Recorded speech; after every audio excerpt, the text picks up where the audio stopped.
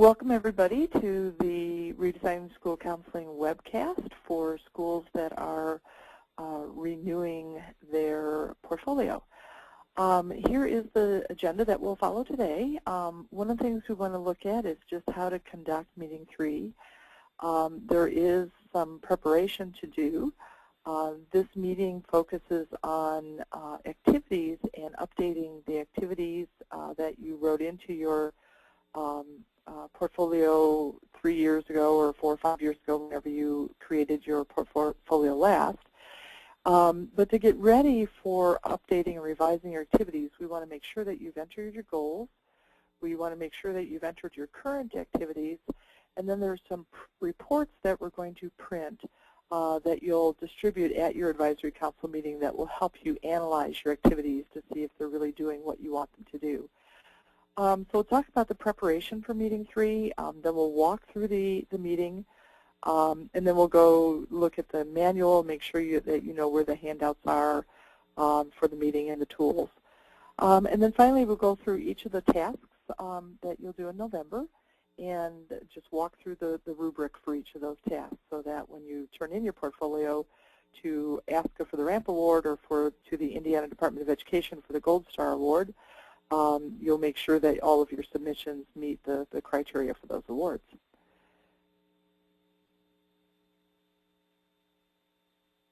Okay, so first of all, let's look at conducting meeting 3. And again, the focus of this meeting is to review your activities and, if needed, to revise the activities so they align with your current goals.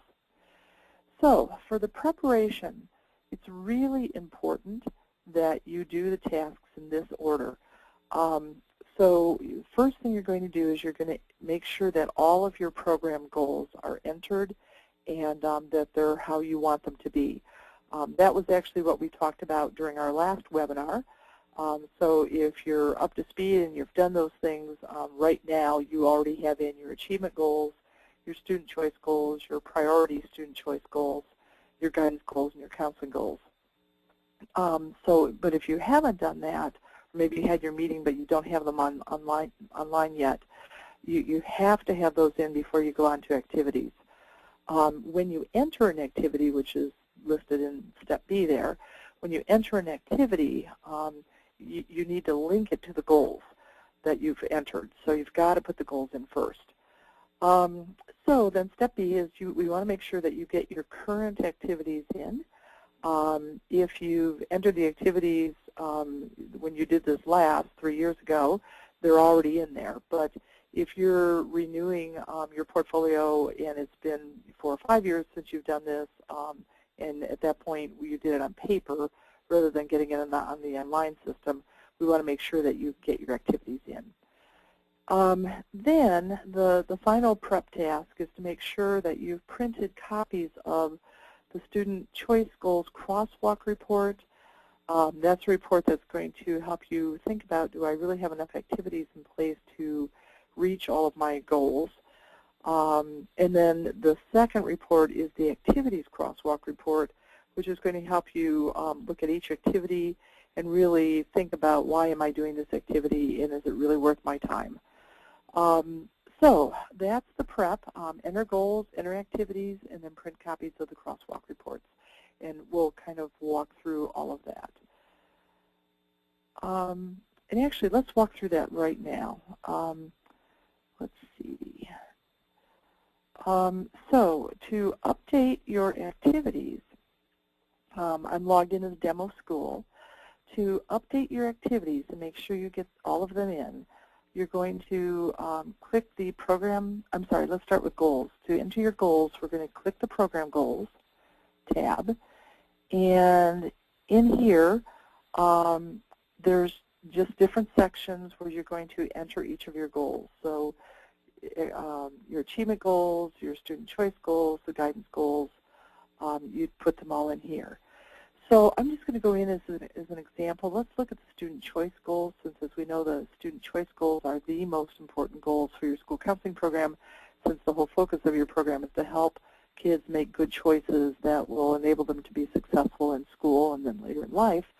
But when I'm entering the goals, I'm going to click on this Enter icon, And we've got goals that are already entered. But if you wanted to edit some of these, if you're not happy with the way they are now, just click on them and you can edit them. You can also delete them if there's a goal you want to get rid of. Just a reminder then that here's a list of suggested guidance goals, and then there's a tool where you can create a new guidance goal. So if you're not happy with your goals, you need to go in and edit them, make sure you're happy with them before you go on to activities. And again, this is a review of what we talked about in the last webcast. So if you're up to date with that webcast, you're in good shape here. Sue, let me stop you for a minute. Sure. A lot of questions, they're only seeing the agenda and they're asking questions about what you're doing. They're only seeing the agenda.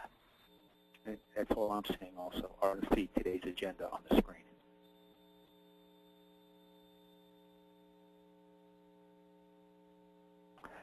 Okay, I think I know why. Okay, so let's go back. And how much time did that take, Bruce? Should I go back and start over so they can see screens as we're talking, or just go forward from here? I would probably just go forward from here. Okay. Let me go back a couple of steps.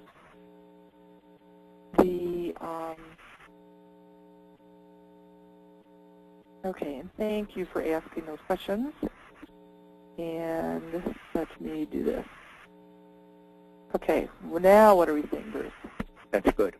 You're saying okay. The portfolio. Sorry about that, everybody. I think I, by accident, clicked the pause button. So, okay, so let me just go back real quickly in the PowerPoint and see if there's anything in there. So we talked about the agenda. We talked about doing things in order. So here's the ABC. Okay, we're good. Now, so here's the online system. And to do the goals, I clicked on Program Goals. And then this is where you can update your different program goals. And we highlighted the student choice goals, and then just clicked on what happens when you click on the enter icon. And then this is where you can select from a list or create your own, or if you want to delete any of these or edit them, you can just click them, and that'll open up screens where you can edit. And again, this is part that we did in the last webcast, so if you're up to date, you're fine. If not, we really need to do that. We have to do that before we get to activities. Okay, then we said the second step of the prep is to make sure that your current activities are up to date in the online system. So I'm going to click on Program Activities, and in the section, there are tools. There's an introduction. There's tools where you can explore. This is actually a search tool where you can go and search the database of all the lesson plans that have been entered by all the RSC schools. So there's thousands of them. That if you're looking for a lesson plan that, let's say that you want to do a career interest inventory, but you're not really sure how to do that, what you would do is just click on this info icon, and this brings up the search instrument, and you would just type in you know, what you want to do.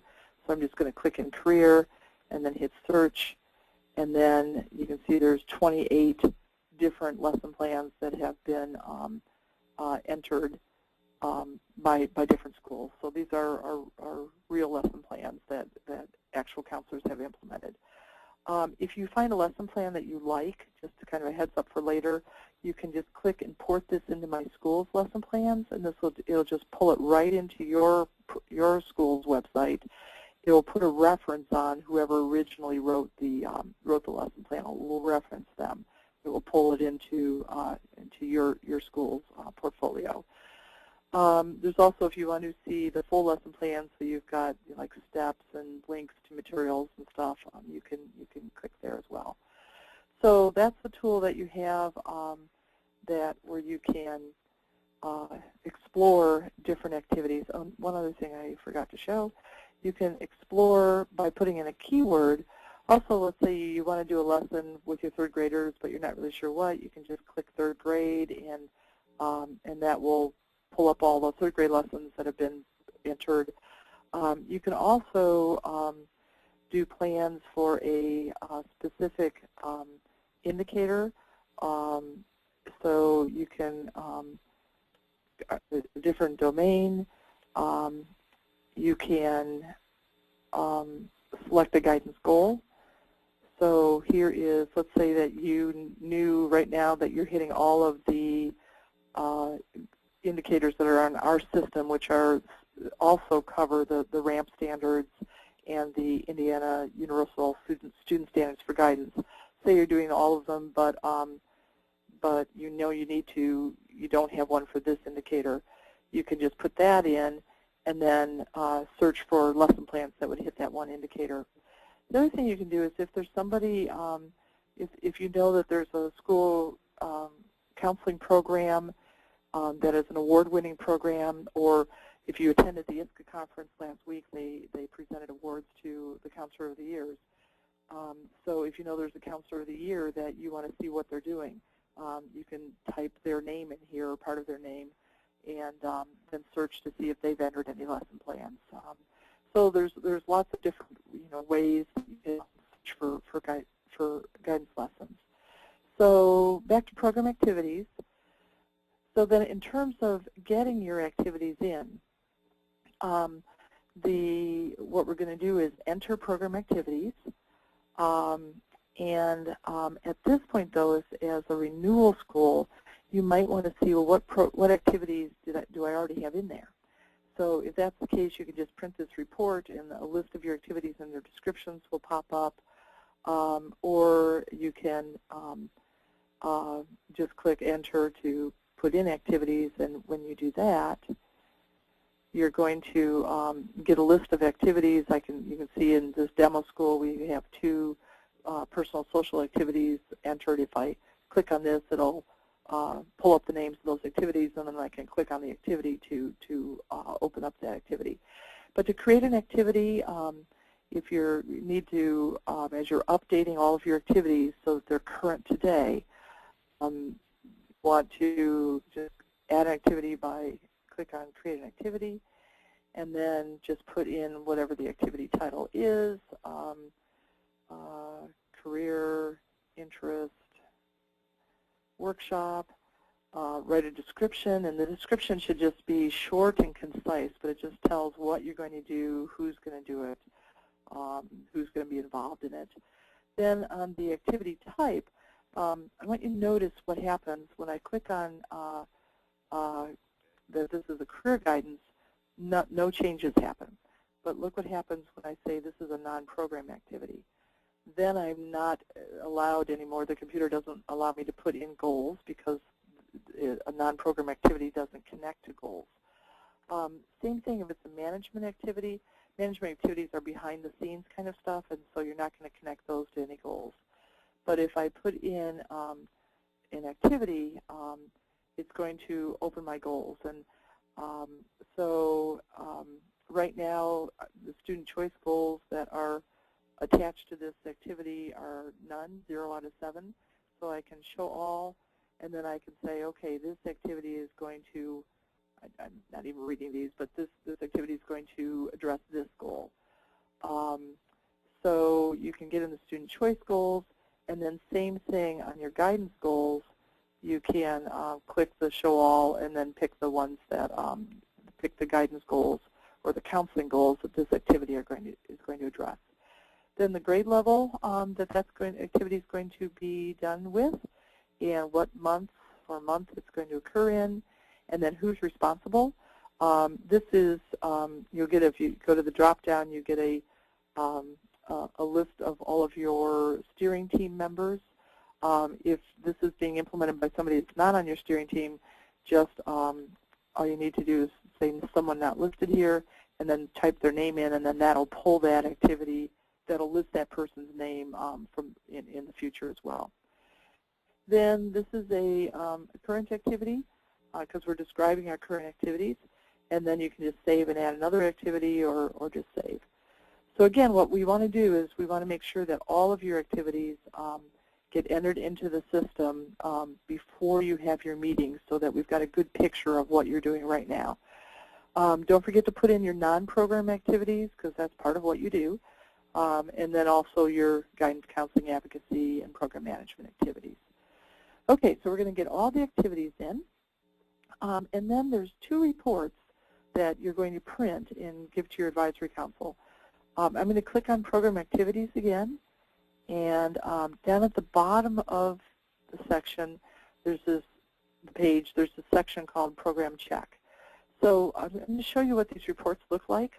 If you didn't do this online the last time you did it by paper, this was incredibly time-consuming. But now the computer will do it for you, which is, I think, really cool. So we've got the Student Choice Goals crosswalk. Click on the you don't do for this other than you've already entered your goals and your activities. When I click on that report,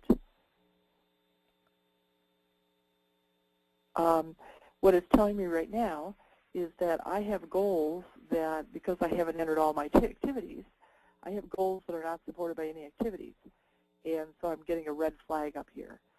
So if I were to bring this report to my advisory council, it would be showing my advisory council, you know, I've got great goals, but right now we don't have any activities that are going to support that goal. So as we do our work with our advisory councils, we talk today, we're going to need to be coming up with activities that will support these goals.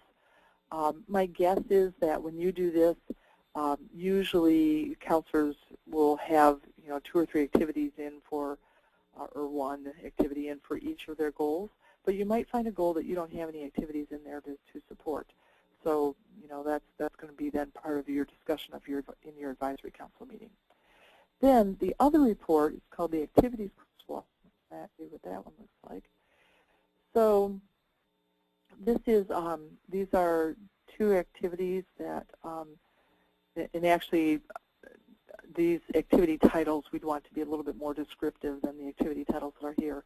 But again, these activities are not aligned with any of our goals. So my question is, why am I doing this activity if it's not supporting any of my program's goals? And it might be that I'm doing this activity just because it's an activity that's been done for years and years and years, and it's just now become part of the culture of the school, and we don't even remember why we were doing it originally. And maybe it's a place we could save time by dropping that activity out. The other thing you might find on this page is you've got a really good activity that you really want to do, but it needs to be aligned with a goal, but none of the goals work, none of the goals fit for it. That may be an indicator to you that you need a new goal, that there's a goal that you've forgotten to put in.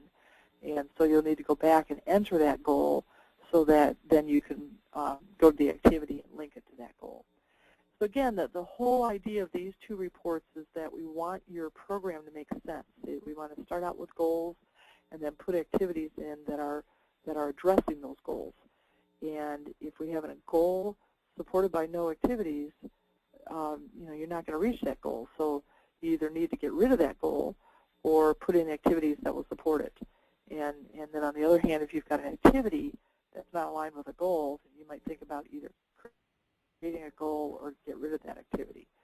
So it's all about activities and goals and making sure that your program is supporting each other.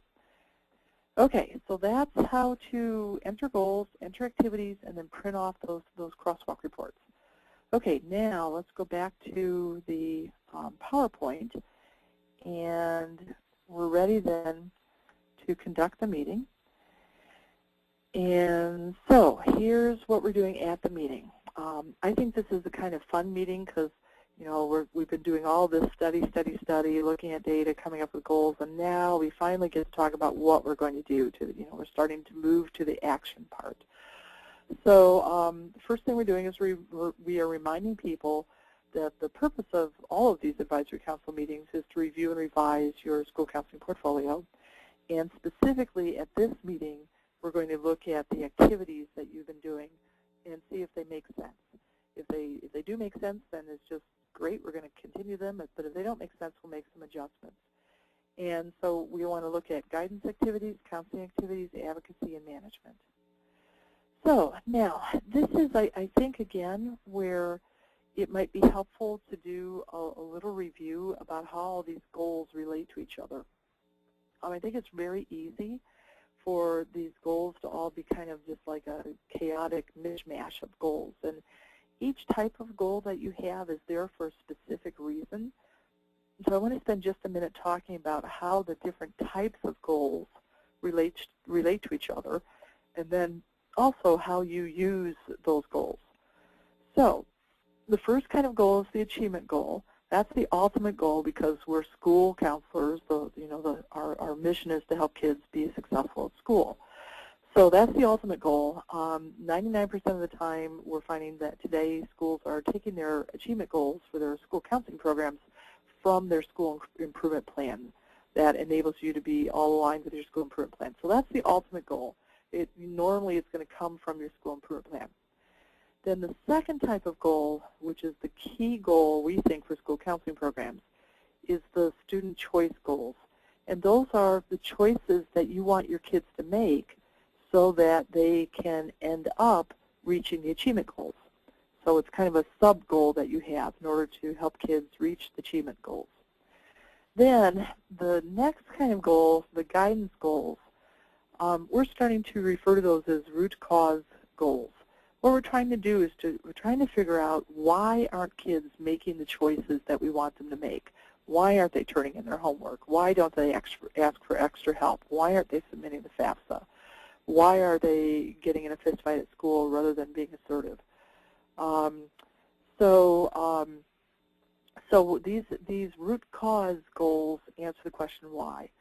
So your guidance goals occur after they help you to identify the knowledge and skills that maybe kids are lacking in career development or academic development or personal social development. And because they're lacking that knowledge, they're making poor choices. So kids who don't understand assertiveness are more likely to choose to be aggressive or passive. Or kids that don't know about FAFSA aren't going to choose to submit it. So these are knowledge gaps. And then in the counseling goals, that's again a root cause. So we're looking at, are there personal social issues that are going on that are interfering with kids' ability to make good choices? So in that case, we're looking at, okay, let's look at that individual student's issues, and then what knowledge or skills does that student need in order to successfully address that issue? So the guidance and counseling goals are the things we're going to hit with our activities, because if we do, we think then that kids will make better choices. So that's kind of an explanation. Here's an example. If my achievement goal is that we want kids to earn a C or better in Algebra 1 at the end of 8th grade or 9th grade, then one of the choices would be helpful for kids to make is to ask for extra help when they need it. So that's the student choice goal. Our program goal is really we're going to make sure that kids are asking for extra help. That's what our program is going to contribute to student achievement. So now we're trying to figure out, well, why don't kids ask for extra help? So we go into all the guidance indicators from our surveys, and we find that kids have told us they don't know where extra help is available in the school. So that's kind of the root cause. They don't know where to find extra help. And then also in the counseling, the root cause is that kids have, these issues that are interfering with their ability to make sound choices. So that's kind of an example. So that's all of goals, and I think it would be helpful with your advisory council to just kind of go over that again so they understand how these goals relate to each other. Then in the activities section, we want to review activities again. So again, the activities are activities in our school. They're selected to help students make the targeted choices, and they address the reasons that kids don't currently make the sound choices. So again, as an example, if in our guidance goals we've discovered that the reason kids don't ask for extra help is because they don't know that it's available, then an activity might be during the initial freshman appointments, we're going to discuss extra help individually with each student. So I've had that one-on-one conversation with every kid as they come into the school. And then in counseling, an activity might be that during brief and group counseling, we're going to help each student set and then reach an individual goal that would help them address the issue that they're bringing to the tables. Any rate, so that's kind of activities, and we want to make sure that folks understand how activities and goals are related. That activities are going to address our guidance and counseling goals, because when we do, then kids will make good choices. Okay, so then after that kind of background and review, then we'll go to task 1. There's 2 tasks. So task 1 is we're going to pass out the Student Choice Goals Crosswalk Report. And just as a reminder, that's the report that lists each of the goals at your program and then the current activities that you have in place that will address those goals. And then for each student student choice goal, you want to invite people to ask themselves to what degree will the activities listed in that report help students make the targeted choice. So if people look at those activities and they say, you know, if we do these activities and we do them well, kids are really likely to make that choice. So if so, then you don't need to make any changes to those activities. You just keep them going. However, they might say, you know, these are great activities, but it's not enough. You know, just doing these 2 activities by themselves is just not enough. Or these activities are really so peripheral to the goal. They're not, you know, head-on, let's address this goal. They're so peripheral that we don't think they're going to make a major difference. Kids aren't going to make different choices because we've got these kind of activities that are on the fringe. So you may need to add an activity. You may need to revise an activity to make it more beefy. For example, you know, if you're going to talk about where to find extra help and you're only doing that one time at the beginning of 9th grade, is that really enough to help kids engage in extra help? Or do you need to expand that activity so that it's, you know, you're addressing that knowledge multiple times? So you may need to revise an activity, or you may say, you know what, there's not enough activities to meet this goal, and right now we just don't have the time and energy to really address that goal. And you may decide then to drop the goal, and that's okay. You know, personally, I'd rather have you drop a goal than to keep it in and not be able to reach it because you didn't have the capacity to put in the activities to do that. So it's okay with us on student choice goals if you, and also okay with the RAMP Award and the Gold Star Award, to limit your student choice goals to just those that you really know you can hit. So so kind of, you know, be thinking about that. But this is a place where you need to talk with your advisory council about what revisions do we need. Do we need to add activities, revise activities, or omit a goal because, you know, we just don't have the capacity to reach it? Okay, so that's task 1. And then task 2 is we're going to look at the activities crosswalk report, and that's the report that lists each activity, and then under the activity it says which goals the activity is going to address. So again, for each activity, this time we're going to ask ourselves, is the activity supporting a goal? If not, then why are we doing that activity? And if the answer is, you know, there's really not any good reason, it's just we're just doing it because we always have been, then we might want to just drop out that activity.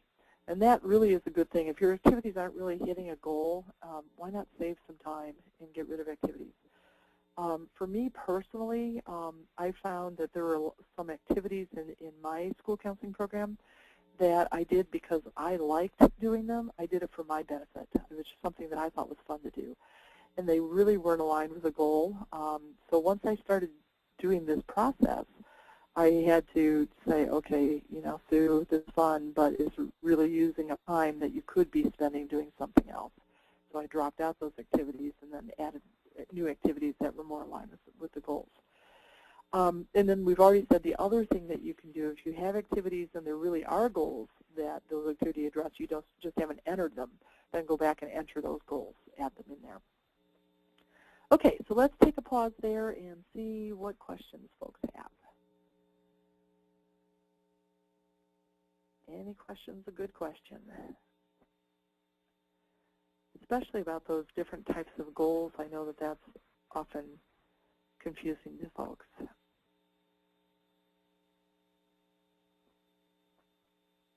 So Bruce, no hands, huh? No questions. No questions. Okay. Okay. Well, type a question in if one comes up, and we'll take questions again at the end as well. Okay. So let's move on then to the November test. So there are 8 things that need to be done. We've talked about some of them already. In the guidance activities, we want to make sure that you're entering those. And then here's the rubric item. One is that we want to make sure that the activity title and the program are present. The activity description, when you put that in, it should describe the activity in very clear and concise terms. We're not looking for a bunch of narrative here, but the readers, picture the reader does not know your school, they've never heard about this activity before, and we really need to look at can the reader decide what the activity is just by reading your description. And then also the description needs to include which students will be participating in the activity. Make sure that the description says that. So it might be an activity that you're going to do with all students or all 9th grade students or students involved in advisor-advisee groups or students who come in to get a pass, volunteer students, but we need to know which students in your building are going to participate. And then looking ahead, I showed you today how to enter a lesson plan. That actually is not going to come up in your to-do list. You can do it now, but it's not going to come up in the to-do list until 2nd semester. But just looking ahead, for the Gold Star and Ramp Awards, you need to enter 3 academic guidance lesson plans and 3 career guidance lesson plans and 3 personal social guidance lesson plans. So if that's the case, then I would be thinking, what guidance lesson plans am I going to want to develop, and then just make sure that you've put those in as those lessons in as activities in this section as well. So you'll have lots and lots of activities, but at least 3 of them need to relate to the 3 academic guidance lesson plans, and 3 for the career guidance, and 3 for the personal social guidance. Okay, then in the counseling, in the counseling area, we want to put in, again, the activity title and the description are clear, that in the 3rd bullet there, that the description includes the students that will be participating in the counseling activity. So that may be something like self-referred students or students identified by teachers, or however your students get in to see you to participate in counseling activities. And then your counseling activities, both for Gold Star and for ASCA's Ramp Award, one of the activities has to describe a group counseling program that you have. So that would describe the group counseling activity, identify which students would participate in it. Some schools have, if you have lesson plans, say, for each different session of your group counseling, you might want to list the topics that are covered in each of those sessions in the description for your group counseling. But there has to be some evidence that you're doing group counseling for Ramp and Gold Star, so this is the place to put it in, to put group counseling in as a counseling activity. And then in advocacy, same kind of rubric, the activity title and program are present, and that the description is clear. But then again, in looking ahead, for ASCA and Gold Star, one of the things you'll be doing in the future is entering a Closing the Gap lesson plan. And so I would also then enter that as an advocacy activity, whatever that lesson plan is focused on. By a Closing the Gap lesson plan or Closing the Gap activity, we're talking about one of 2 things. It would either be an activity that you're doing with all students, but that is done in a way that is going to really engage students where there's that are having an achievement gap or a guidance gap, that you might have discovered a guidance gap in your surveying.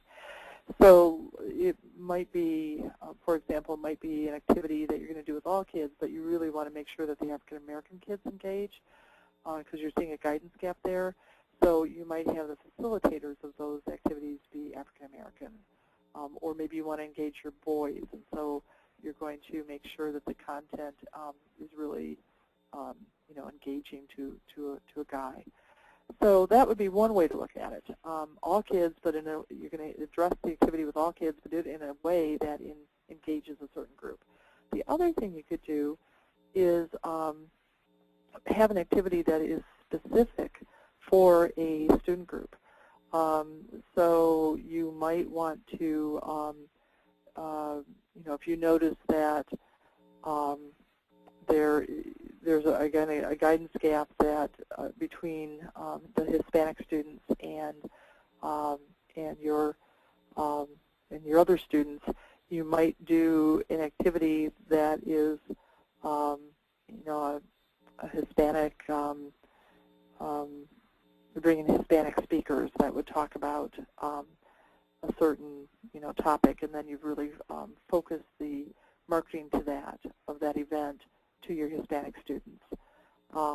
So at any rate, so we're looking for either achievement gaps or guidance gaps, and we're trying to think about how can we close that gap? What kind of activity could we do that would close that gap? Okay, so that's the advocacy. On management, the things that you're doing behind the scenes, if you're developing a financial aid night and all the stuff you do behind the scenes is management. You're going to put the management activities in as well. That would also include things like professional development, networking. It's all the stuff that you do when you're not face-to-face with kids and parents to make your program successful. So, research, evaluation, participating in this webinar, that's all management. Okay, and then finally, we also want you to put in the non-program activities. Again, this is, it's important that that's recognized, especially when you're starting to look for time to do more activities.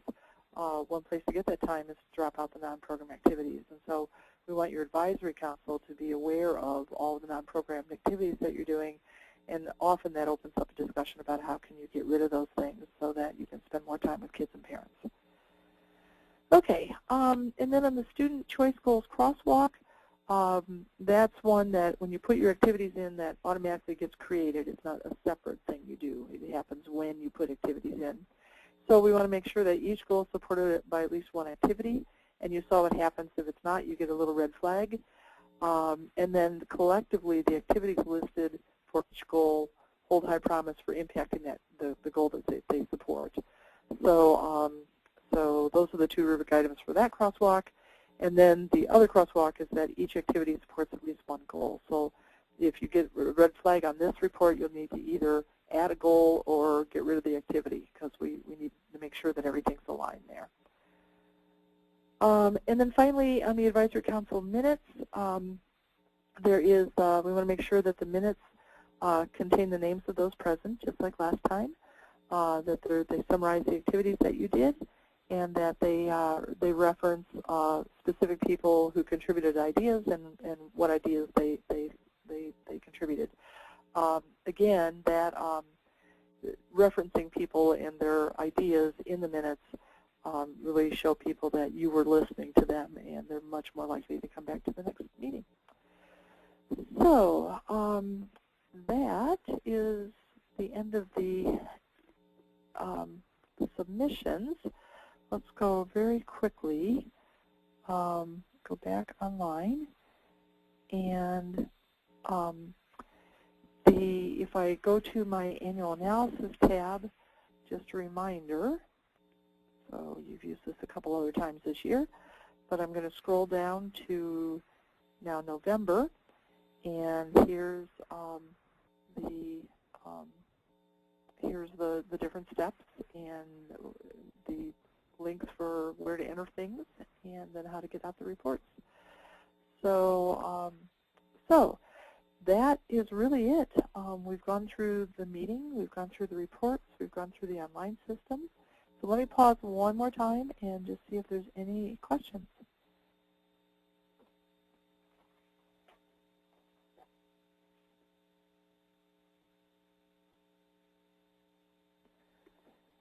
Okay, no questions, Bruce, right? Right. Okay. Okay, then, last thing is just looking ahead, our next meeting is in January, and in that's also our meeting where we set up the entire second semester. So these are all little tasks that need to be done in order to qualify for Gold Star or Ramp. So and it's just a matter of looking at each one and updating. We'll go over these at the January meeting. There's no reason why you have to wait until then to do these. I'll probably be highlighting some that are a little bit more confusing during that webinar, but it's perfectly okay to start this list now. So that's it. And Bruce, no hands up, no questions? No hands. Okay, very good. I wish everybody lots of luck, and again, the biggest advice this time is to do things in order.